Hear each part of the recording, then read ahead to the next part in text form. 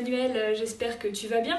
Je sais pas si tu as vu, tu as un peu commencé à annexer ma bibliothèque et je sais que il me semble que ta saga fait 4 tomes, les Chroniques d'Anatalia. Est-ce que tu as d'autres projets après pour l'Entre-Rêves ou pour les autres personnes qui nous regardent? Bah, difficile de parler de mes projets, puisqu'il y en a quand même beaucoup. L'idée générale, quand même, reste de sortir de ma zone de confort, faire quelque chose que je n'ai pas l'habitude de faire. Par exemple, pour le projet que j'ai l'intention de commencer directement après les Chroniques de Natalia, je voudrais essayer de faire quelque chose dans le registre du post-apo. Donc voilà, vraiment sortir un peu de la fantaisie, de ce que je, entre guillemets, maîtrise pour m'essayer à un nouveau style. Voilà, on va voir ce que ça va donner. Bah écoute, c'est des super projets ça, donc belle perspective d'avenir, que ce soit pour toi, pour la maison d'édition.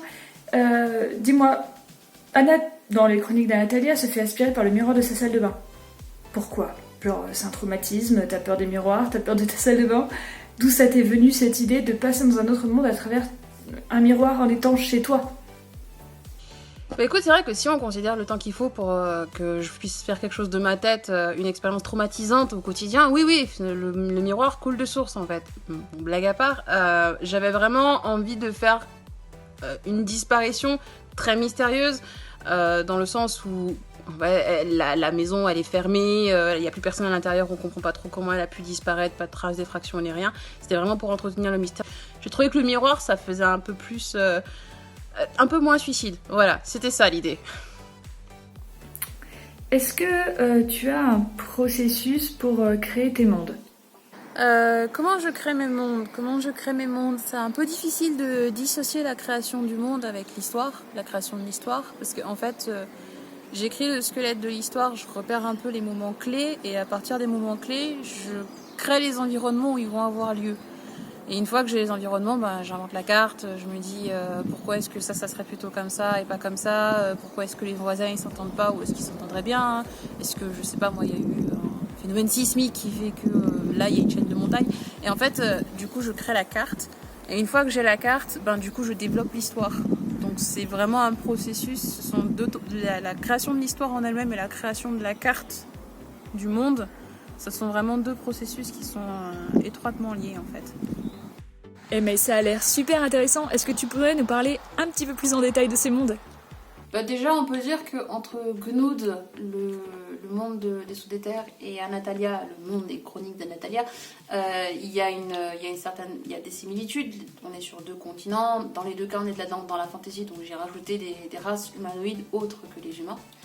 Là où il va y avoir une grosse différence, c'est que sur Gnoud, pour le coup, on est sur un continent qui est très diversifié, avec 2 zones désertiques, plus une 3e qui est carrément prise dans la glace dans le nord. On va avoir le sud, le littoral qui est plutôt plaine steppe, et le centre du pays très boisé. En fait, ça ressemble un peu à la France, en fait, si on fait le parallèle. Et donc, on va avoir chaque niveau à sa propre culture, à sa propre façon de faire, sa propre façon d'évoluer avec son environnement. Et du coup, le continent du Gnout est quasiment exclusivement peuplé d'humains. Donc il existe d'autres races, mais qui ont leur maison à elles. Les Iliens qui sont dans la forêt de Fangorn, oui, je ne cacherai pas mes inspirations pour son prénom. On va avoir les Pinins qui sont dans la montagne, dans le nord, et puis on va avoir d'autres races qui sont cachées presque, vu que la discrimination règne sur le continent, et qui sont un peu cachées, donc on verra pas, on verra surtout les humains. Pour Anatalia, c'est pareil, on a une grosse majorité d'humains, mais par contre, la distribution des terres est elle est un peu différente. Dans le monde d'Anatalia, on va avoir les terres sauvages qui, pour le coup, sont toute la partie nord du continent et qui sont peuplées exclusivement par des hommes-bêtes, des semi-bêtes et les chifous. Mais dans tous les cas, en fait, ce sont des humanoïdes qui présentent des caractéristiques animales. Alors que sur le reste d'Anatalia, on va avoir des humains. Et puis, ajouté à cela, on va avoir aussi la chaîne des monts de Launay qui isole carrément toute la partie ouest d'Anatalia, qui en fait justement la région de Launay, et qui est peuplée uniquement par des démons. Les démons étant des elfes asiatiques. Parce qu'à ce moment-là, je ne sais pas ce qui s'est passé dans ma tête, mais c'est sorti comme ça. Super, et du coup, même question pour les autres, est-ce que tu as des rituels quand tu écris? Des rituels. Je ne sais pas si on peut vraiment appeler ça des rituels en soi. J'ai pas de période d'écriture de prédilection, c'est-à-dire que j'écris quand j'ai envie d'écrire et si ça vient pas, j'attends le lendemain. Par contre, c'est vrai que quand j'écris, j'aime bien être dans ma bulle, donc généralement je mets de la musique et j'enferme le chat. Est-ce que ça compte comme un rituel, ça? Je sais pas.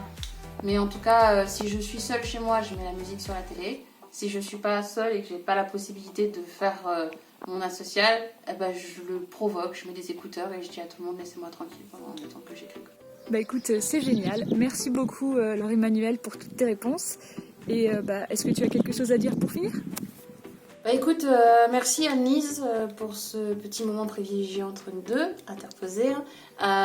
Merci à vous aussi pour être resté, pour avoir écouté mon interview, pour avoir découvert mes mondes. Je vous propose de les découvrir plus en profondeur sur le site de la maison d'édition, de notre rêve édition. Et je vous invite aussi à me faire des retours, parce que je suis très intéressée par le retour des lecteurs, donc je pourrais peut-être même insérer vos retours dans les prochains tomes.